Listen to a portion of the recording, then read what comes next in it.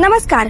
Palghar police दलातर्फे सर्व नागरिकांना कळकळीचे आवाहन. मकर संक्रांत सणाच्या काळात पतंग उडवताना नायलॉन किंवा चायनीज मांजाचा वापर मोठ्या प्रमाणावर केला जातो. मात्र हा मांजा अत्यंत धारदार आणि मजबूत असल्याने तो मानव, प्राणी आणि पर्यावरणासाठी जीवघेणा ठरतो. दुचाकी स्वारांच्या गळ्याला मांजे लागून गंभीर जखमा होतात.